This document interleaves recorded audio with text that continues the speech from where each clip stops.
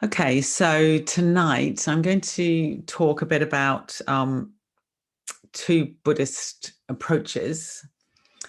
Satipatthana, which is a very deep, wise, traditional approach to mindfulness, and lojong, which comes from later Buddhism, from Tibetan Buddhism, which is otherwise known as mind training.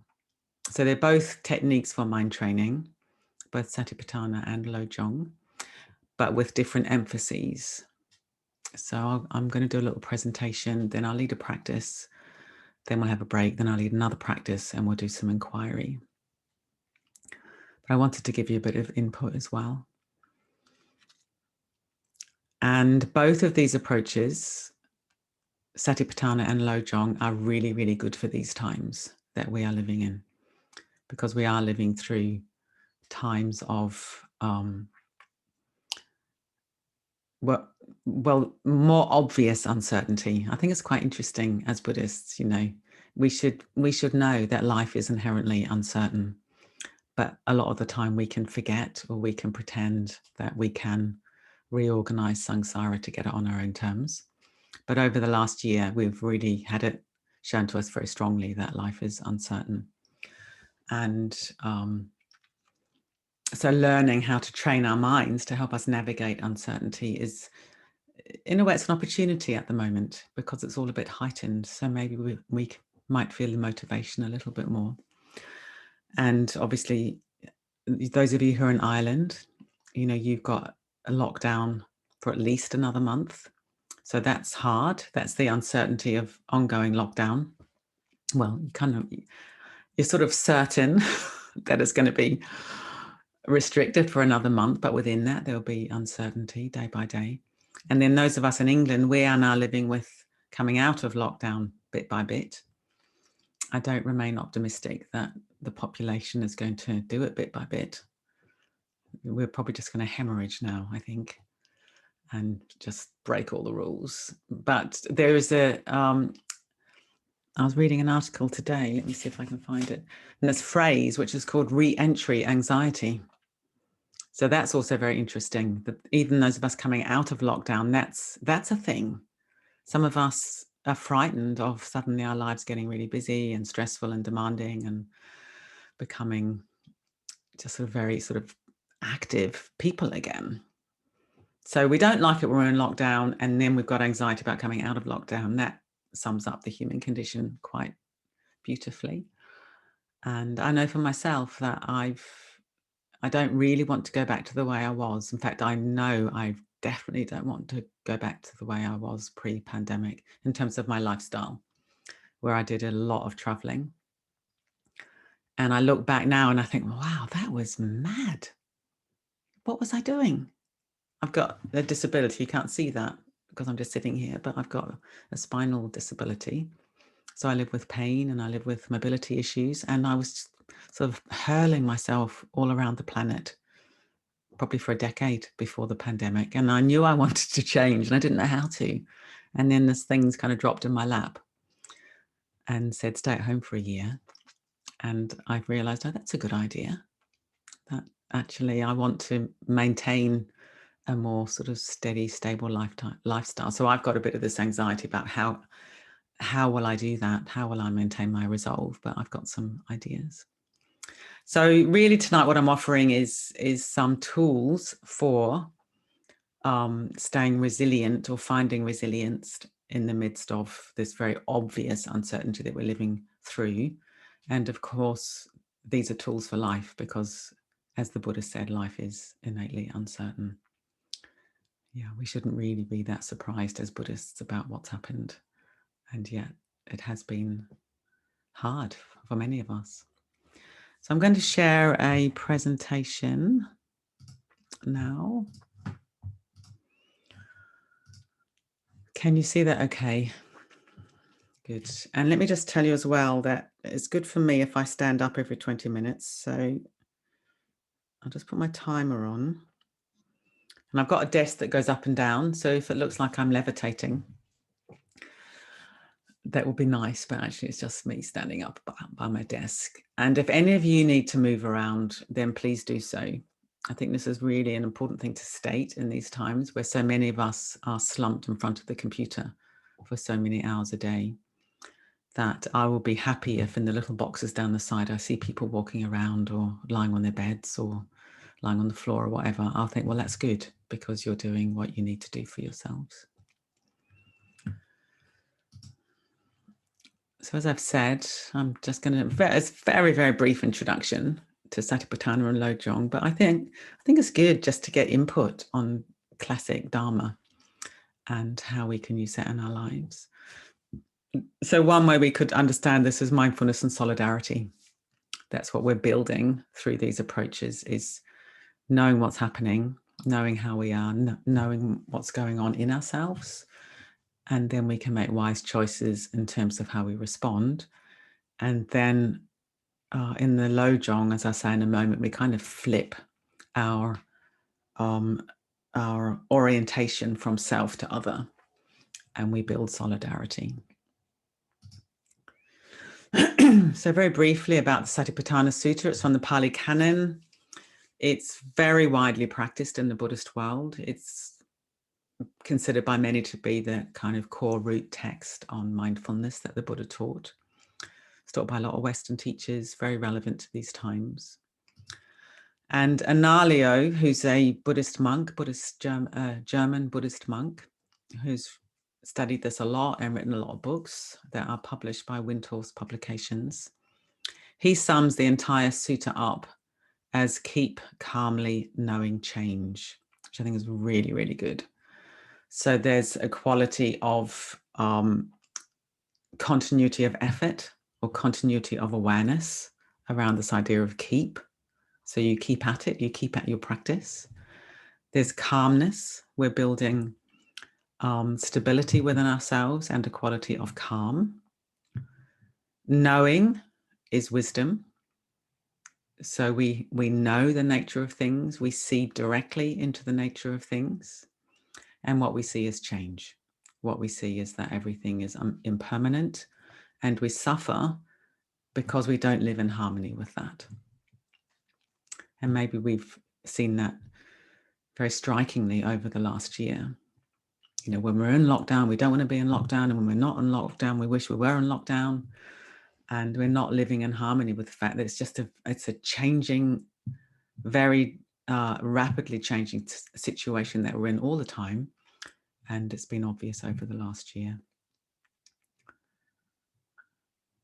You know, this tiny, tiny, tiny, tiny little microscopic germ has turned the world upside down. And everything that we thought was certain and that we could rely on has been thrown out the window. Very, very interesting. But the Buddha said very clearly that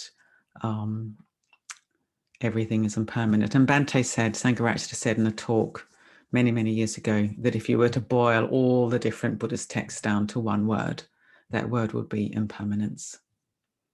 That's the key thing for us to really appreciate and see into.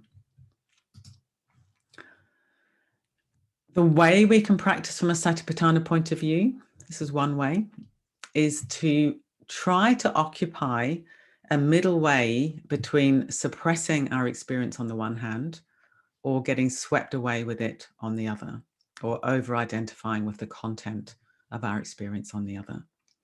And normally what we do is one of those two things. We're either trying to push it away, we don't want it, or we're completely caught up with things. And that causes us a lot of what I would call reactive suffering. There's some suffering that's inevitable in life, of course. We've got bodies that get ill and sick and so on, people die. But the vast majority of our suffering is produced by our minds. The vast majority of our suffering is produced by our inappropriate responses and reactions to experience. And it's the pushing away, the suppressing on the one hand, or getting caught up on the other.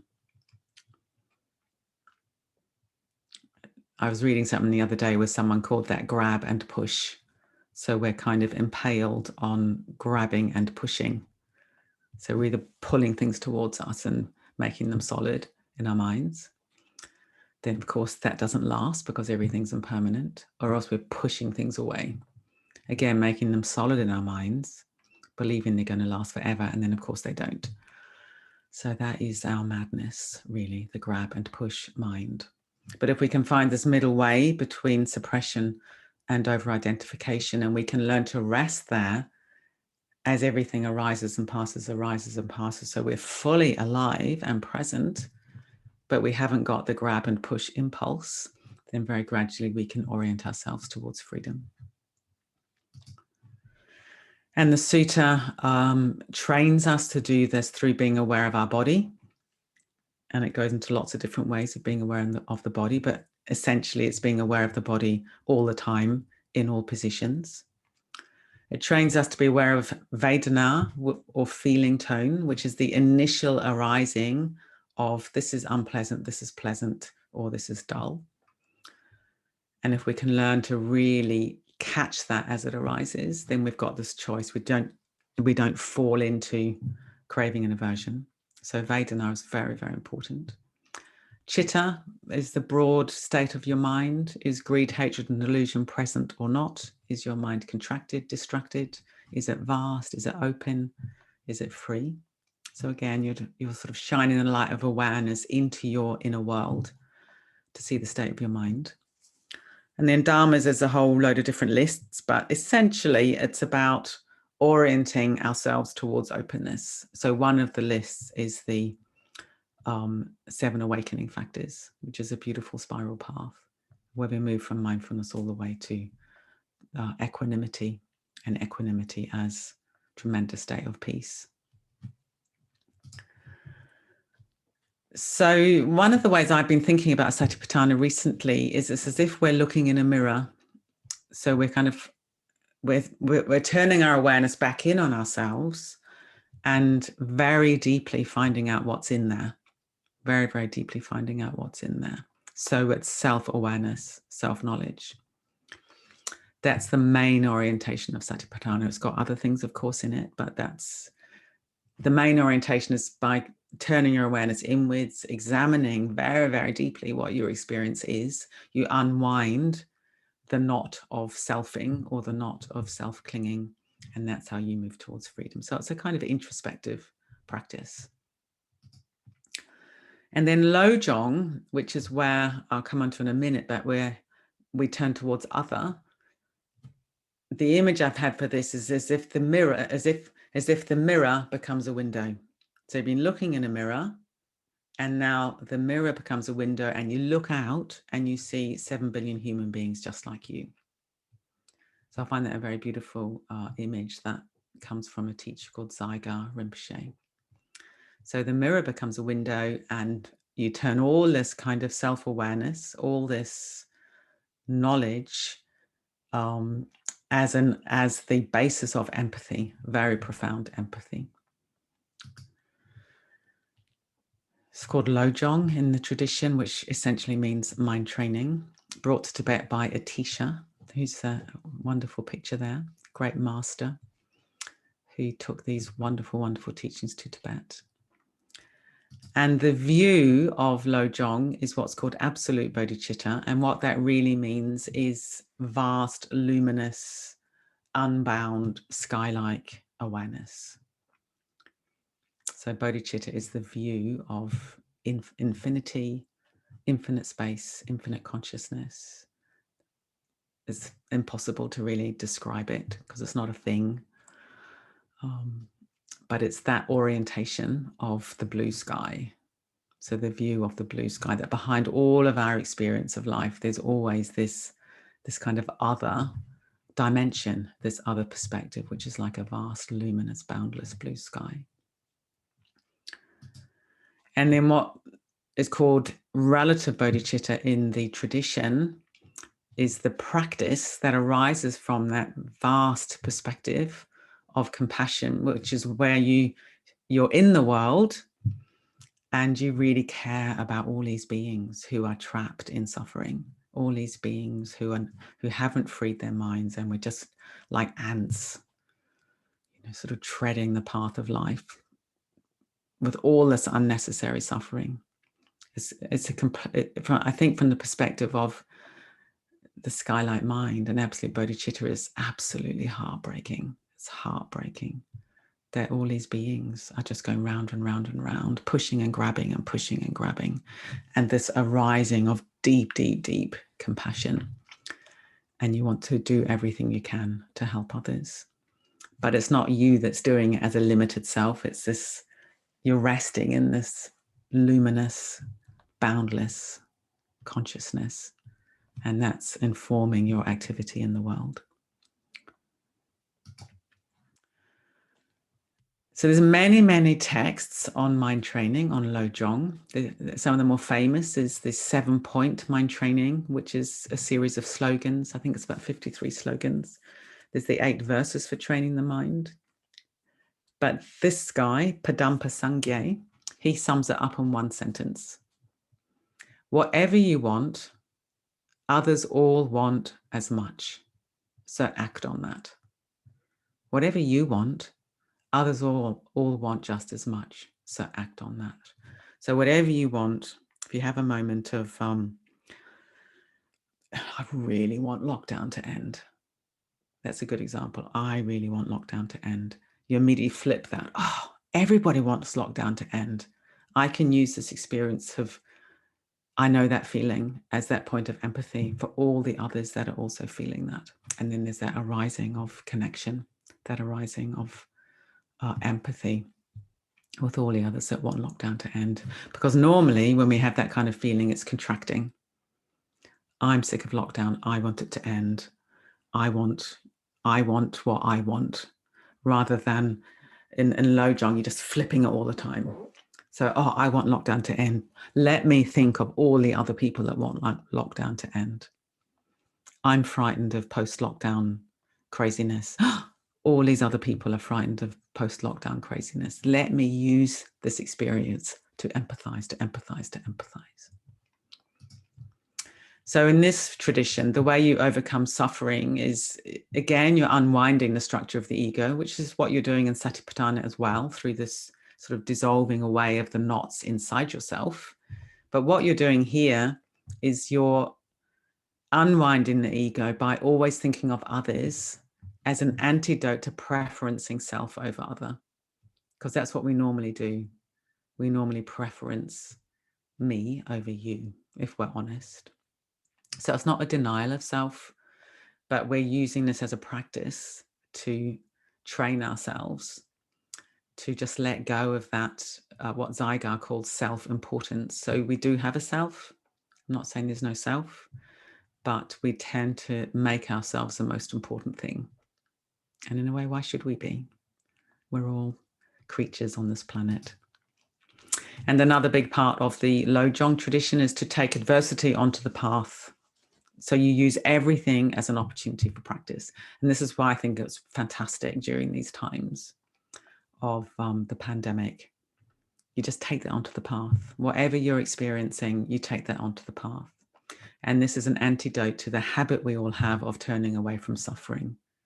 That's very, very deep in us, that we just push it away, push away suffering. But here there's a pandemic. How can I use this to awaken? How can I use this to free my mind? I've got some anxiety about what's going to happen after the lockdown. How can I use this to awaken onto the path?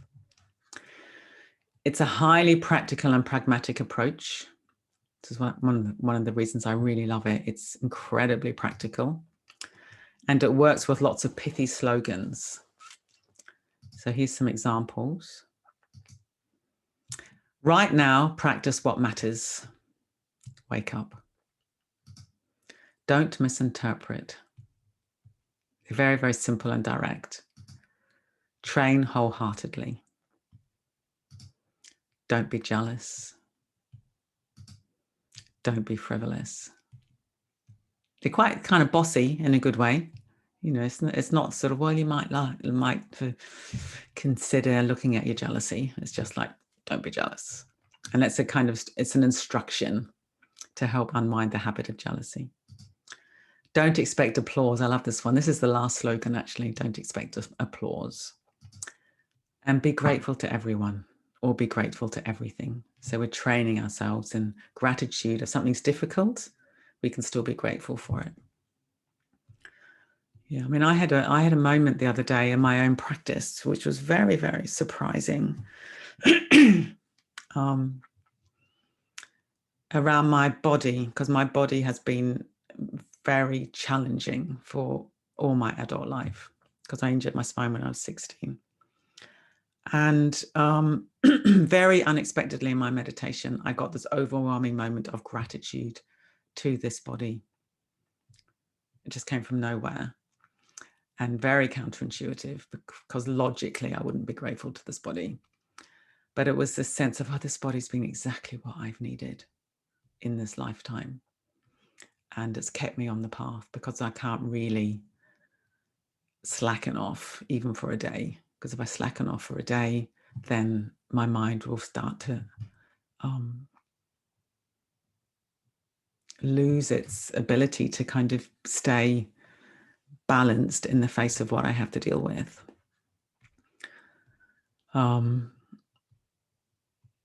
But I thought, oh yeah, that's the kind of mind training thing. Just be grateful to everything. Even the things that in your mind, you think there's no way I'm going to be grateful for that.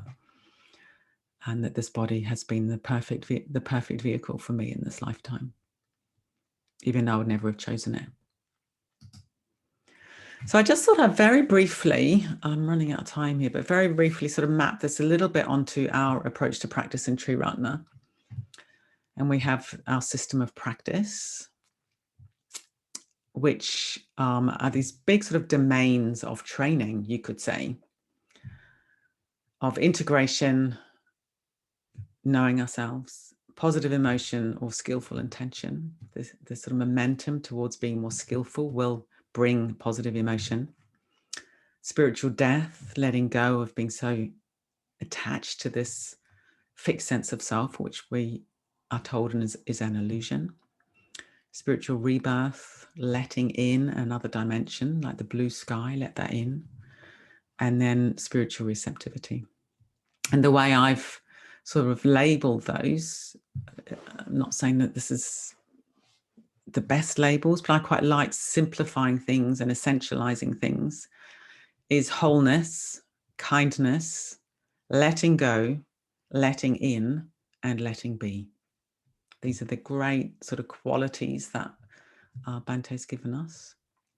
And then he's given us some slogans. This is from a seminar many, many years ago, but it's very kind of lojong-y. And he said, if you want to know what your spiritual practice is, each day there are 5 things you have to practice as best you can. Keep up your effort to be mindful and aware. Remain in as positive a mental state as you can. Stay in touch all the time with what is most deeply important to you. Try to apply that deepest understanding to your practice at every level, and do your best to help people. Beautifully simple. Keep up your effort to be mindful and aware. Remain in as positive a mental state as you can. Stay in touch all the time with what is most deeply important to you. Try to apply that deepest understanding to your practice at every level, and do your best to help people. And our system of practice is loosely based on these approaches, as you'll see. And then he says, enlightenment is not that hard. This is your spiritual life. You can forget about where exactly you are on the path. You have to intensify your efforts in these 5 directions, then you simply can't go wrong.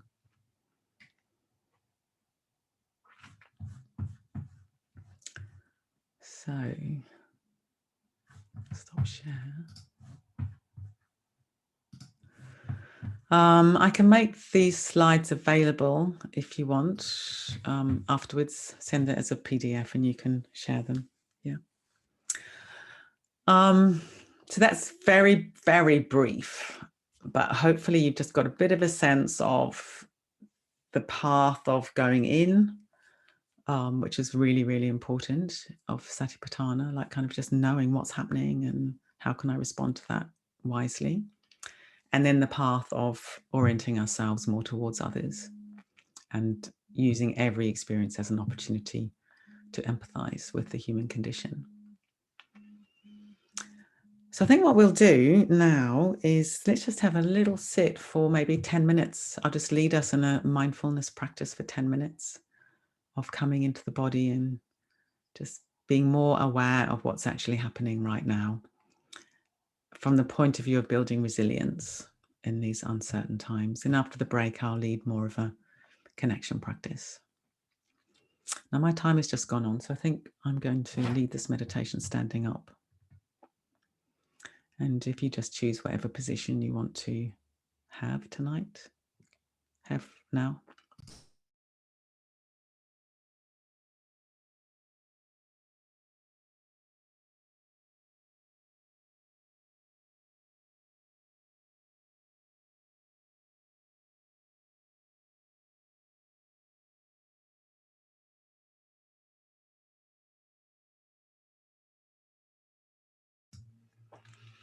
Okay, so settling into our position, whatever posture we're choosing.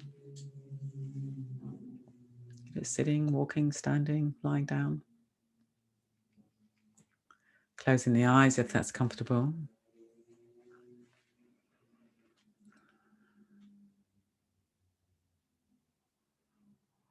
And beginning to settle into the position that you've chosen.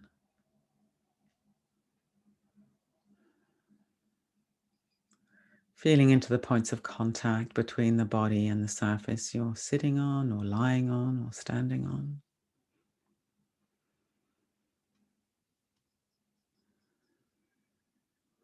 If you want to, you could take a deeper in-breath, and on the out-breath, releasing into this position a little bit more. And letting the in-breath flow in its own time. Doing that a few times just to help us arrive. With each out-breath, having a sense of yielding the body up to the surface it's resting upon.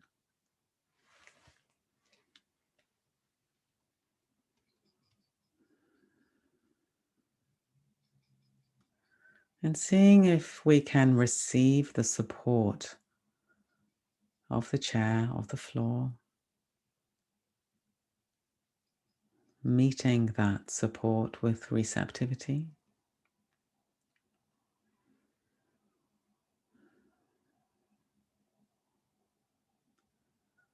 And allowing your breathing to find its own natural rhythm in the body.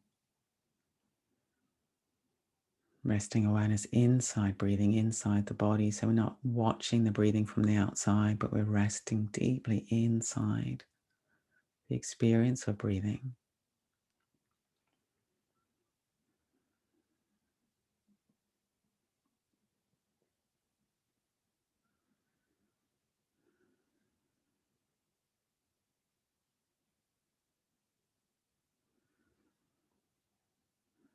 See if we can allow the belly to swell a little bit on the in-breath, subside on the out-breath.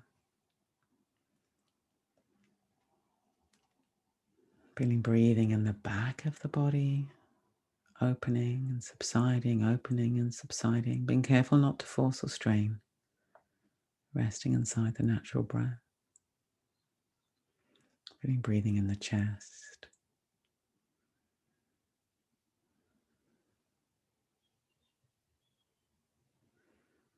And if breath awareness is agitating for you for any reason, you could simply drop your awareness into the stability of the body on the chair, on the floor.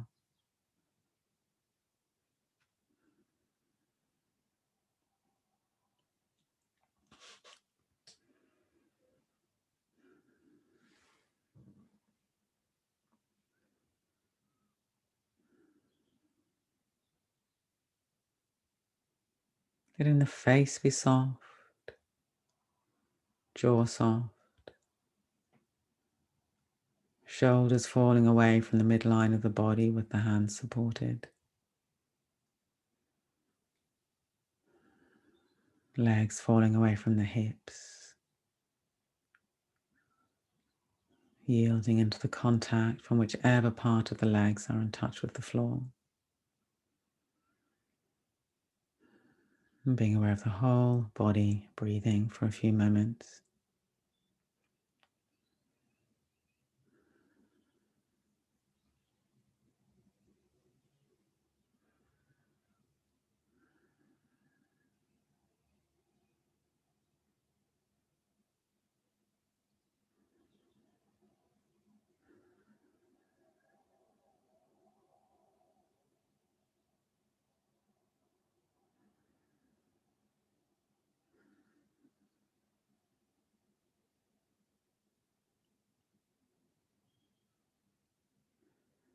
Staying grounded in the body, let's turn our awareness to tune into our emotional weather,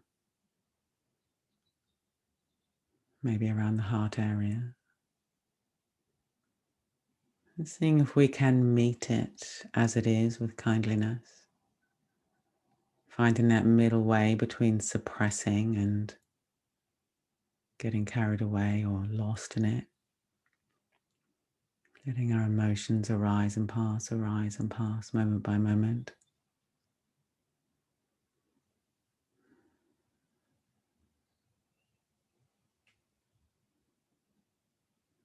Do you feel dull or bright? Intense emotion or a bit blocked and numb?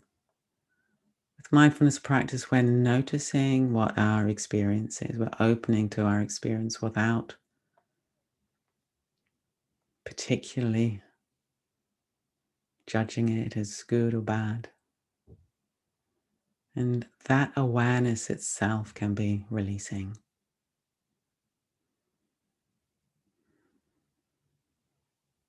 But getting swept away, the choice or the moment to back off and rest and broad awareness is releasing. And if we're suppressing, noticing that and then softening a little bit more into that experience, that is also releasing.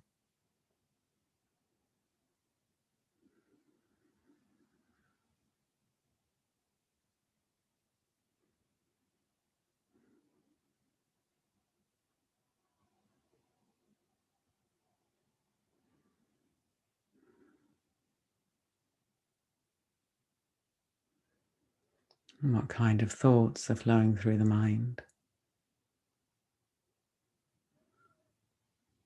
Seeing if we can look at our thoughts rather than from our thoughts, seeing them as mental events flowing through the mind rather than facts or truth or statements.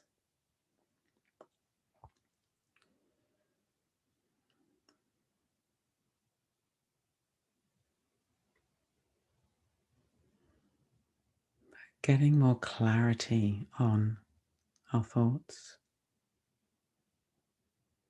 knowing that it's completely normal and natural to think. It's what minds do.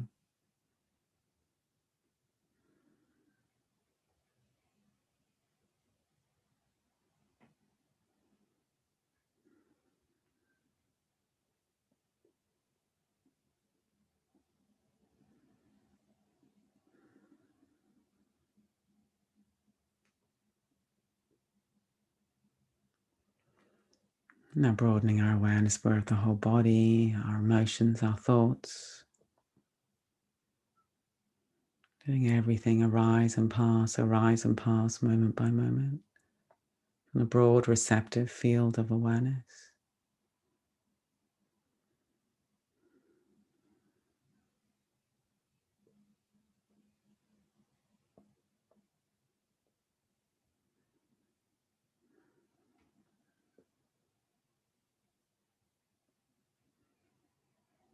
Every time you notice we're lost or caught up in something, in the noticing, we're mindful.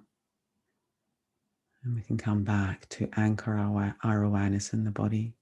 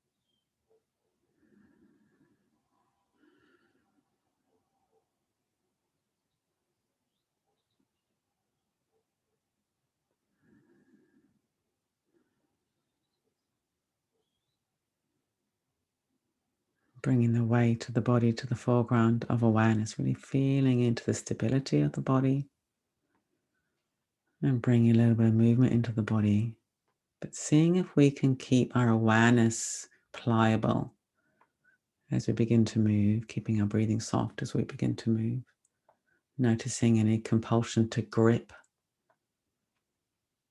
to grab, staying soft and open, aware, mindful.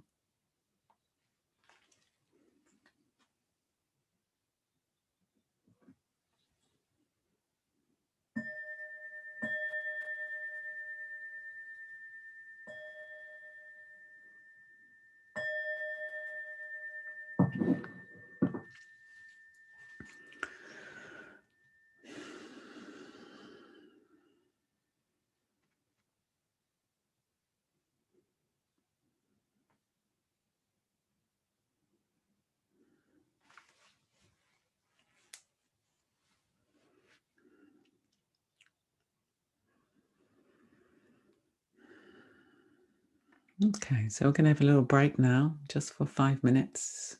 So we come back at 20 past.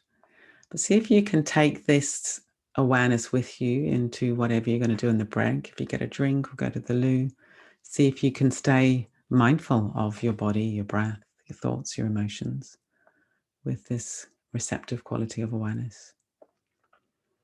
We'll see you back at about 20 past.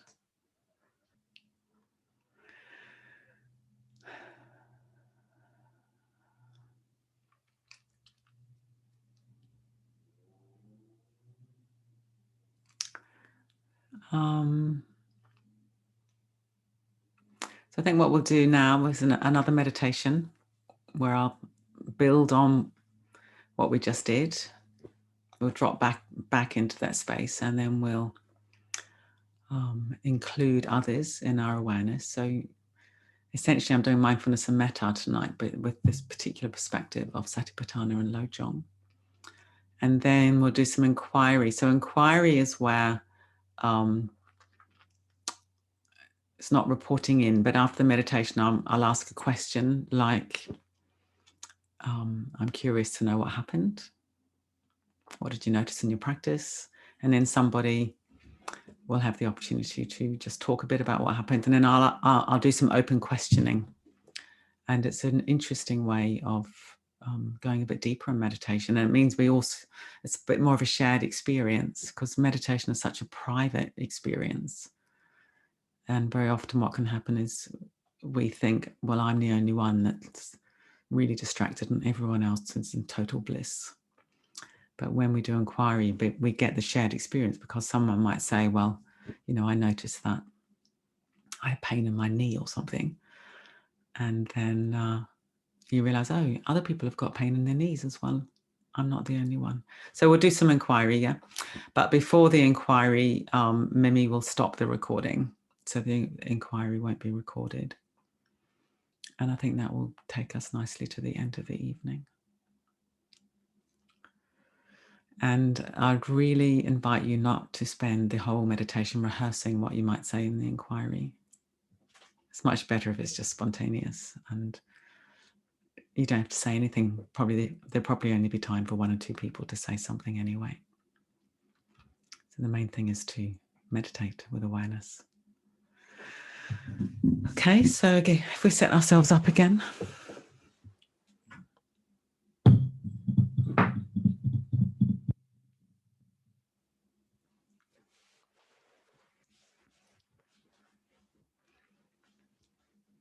It'll be a 15, 20-minute practice.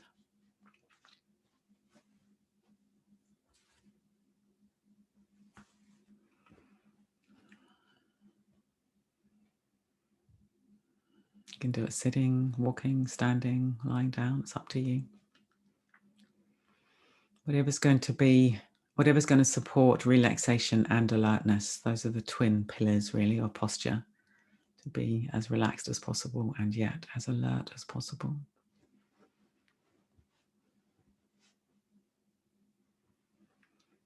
Closing the eyes if that's comfortable, and let's begin to settle back into our posture.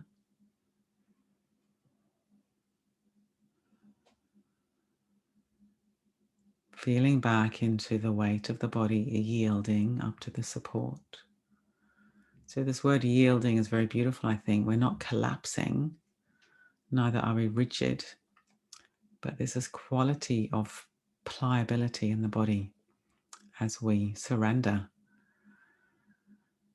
all the holding on that we do throughout the day. We surrender all that up to the surface that is there supporting us.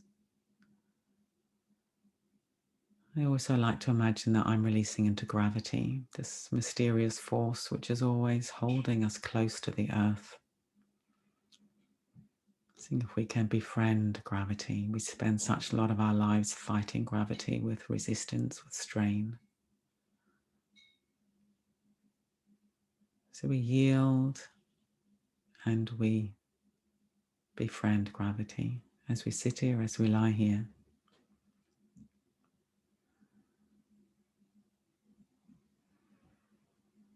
And dropping our awareness back inside all the movements and sensations of breathing in the whole body, in the front and the back, in the sides, inside the body and on the whole surface of the body.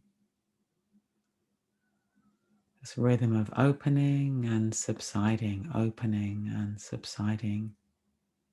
in our own natural rhythm.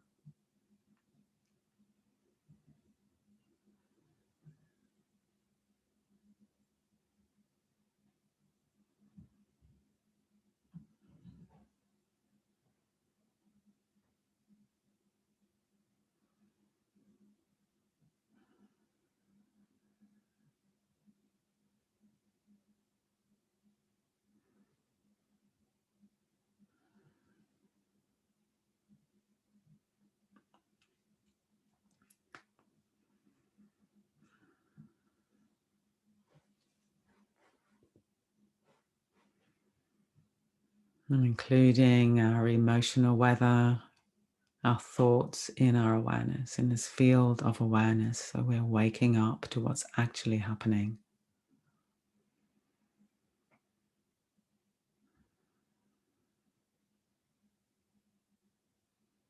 We're softening the impulses to push away things we don't like, to grab onto things we do like. And we're resting within the flow of all of our experience moment by moment.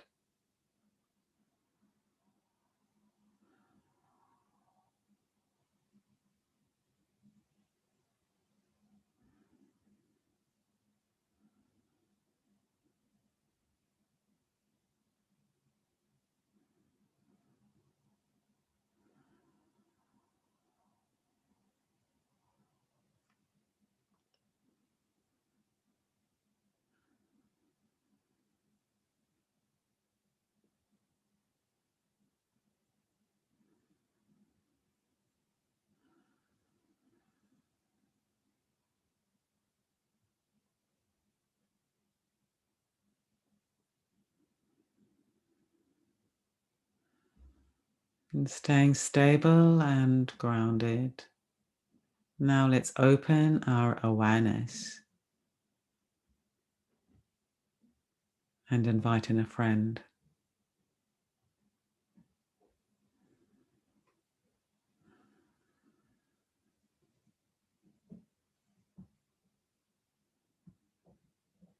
Taking them into our awareness. And let's see if we can drop the veils of opinions, of views about this person, and simply rest in our shared human experience. We're both breathing in and out. We both tend to push away the unwanted and to grab onto the things that we like, with all the complexity and the suffering that follows those impulses. And we'll both be longing to be free of that.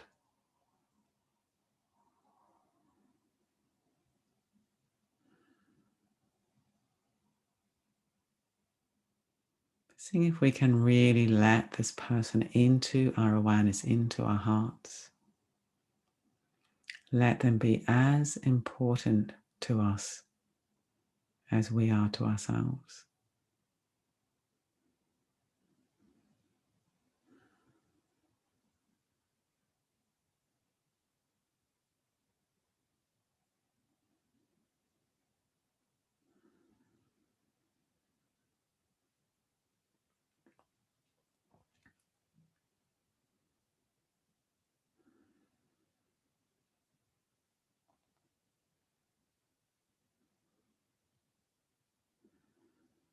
resting in our shared humanity, the kind of simplicity of that.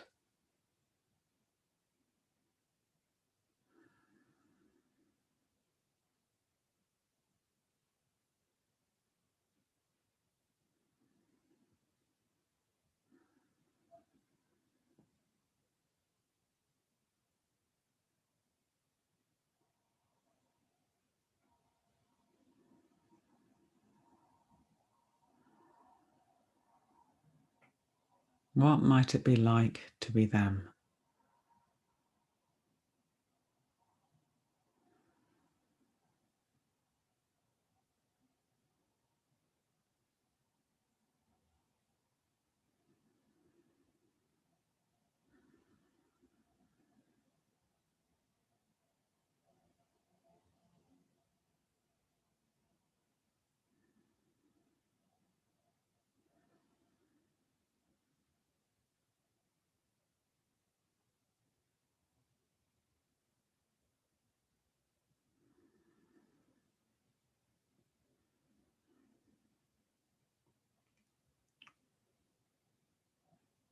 We might like to imagine breathing together, breathing in awareness of this person, breathing out kindliness, connection, empathy towards this person.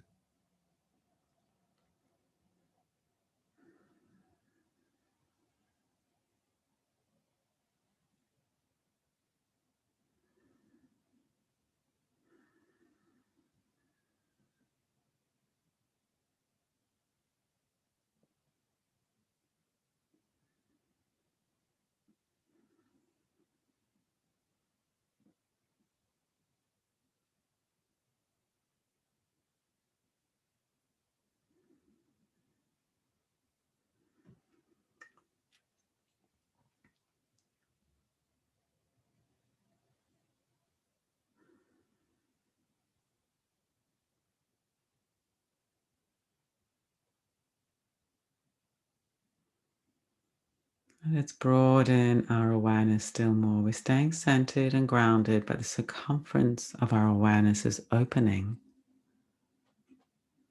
to include everybody here on this call, in this session.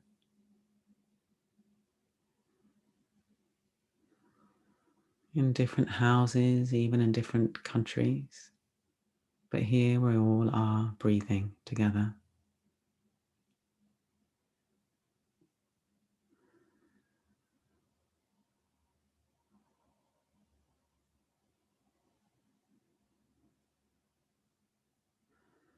And deep down, we are all so very, very alike. None of us likes to suffer, and we all long to be happy, at peace, fulfilled. We all tend to push away things we don't like and to grab onto things that we do like.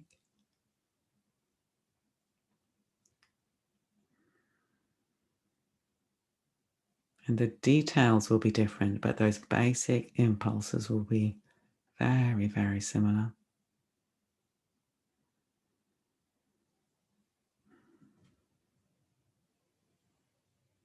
So instead of relating to one another as abstract little boxes on a computer screen,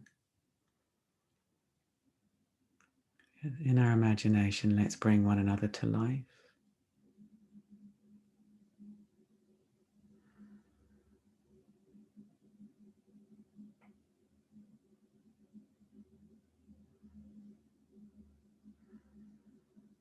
Knowing that whatever we're experiencing, they will be experiencing in their own way. The details will be different, but the basic texture of being alive will be broadly similar.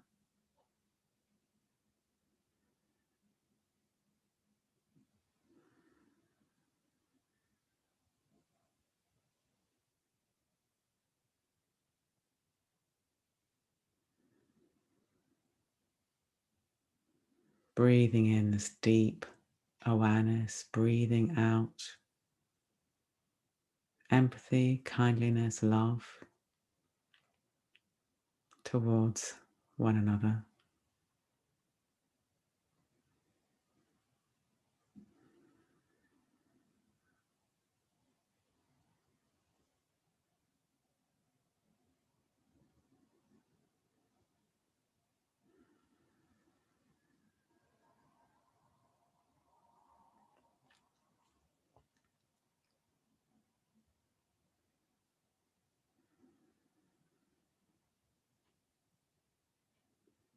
Always being careful not to force or strain. We're maintaining a relaxed awareness,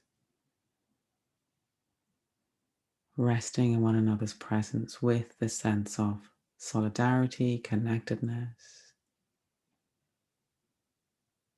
empathy.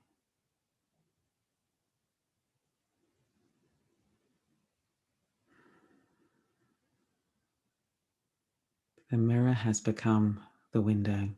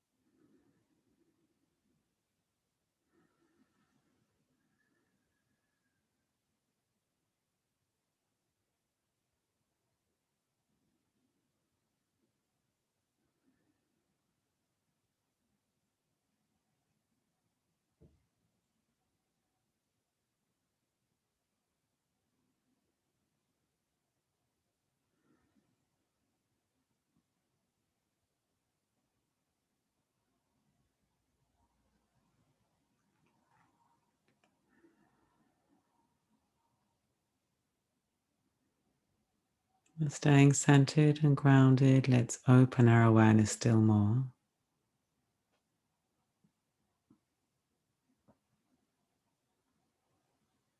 To include all the people dealing with a similar situation in terms of the pandemic. So here in England, millions of people dealing with transitioning out of lockdown into something else. There'll be feelings of freedom, there'll be feelings of anxiety, there'll be disturbances of one sort or another. Fear perhaps, joy perhaps. And for those of you on Ireland, all the, don't know if you've got millions of people on Ireland, but all the all the others who are dealing with an ongoing lockdown and everything that comes with that. Sense of restriction, frustration, depression perhaps, anxiety.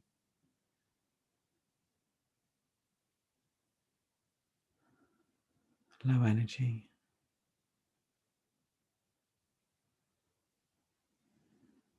So using our own experience as this point of connection with all the others that we share this life with.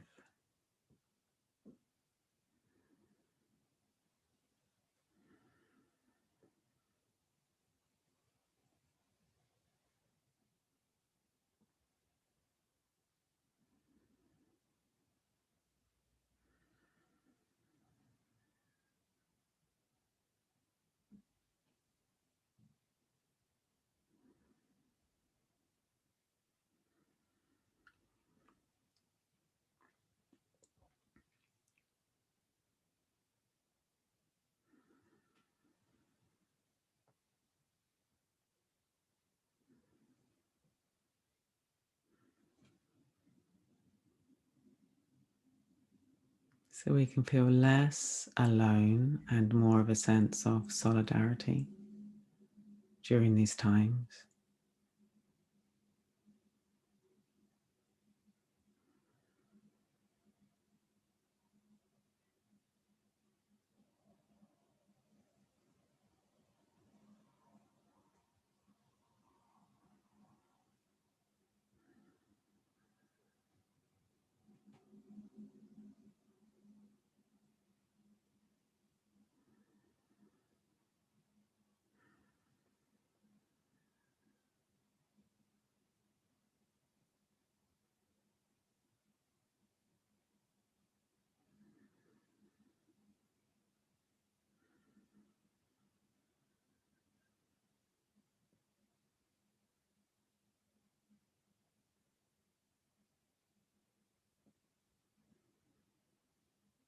And now our awareness opens to include all life everywhere.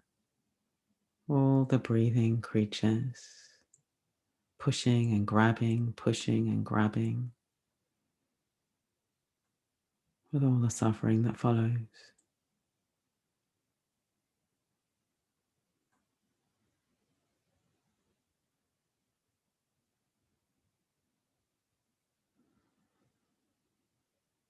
The possibility of resting in the perspective of the vast, boundless blue sky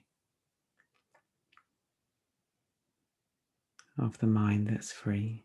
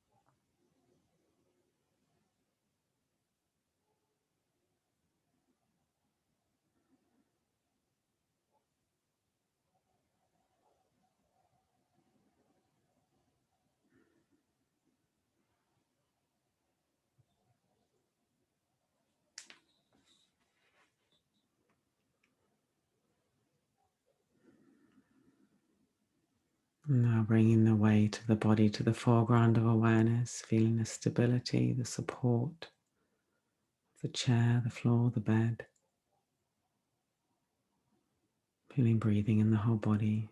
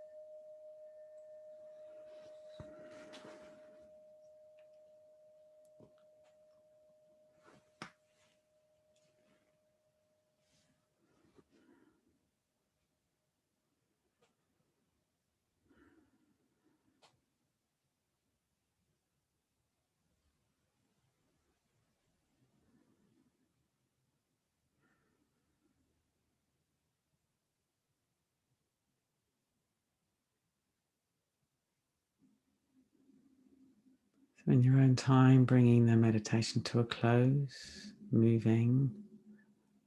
And again, notice as you move if there's any impulse to grip,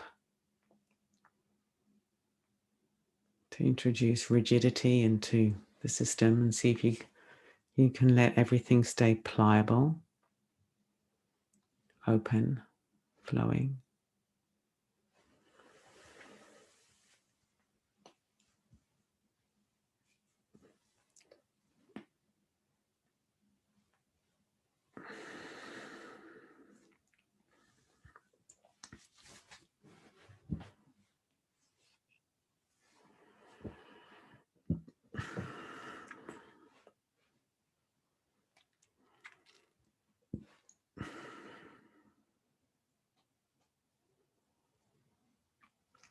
So if you pause the recording now, or you could stop the recording.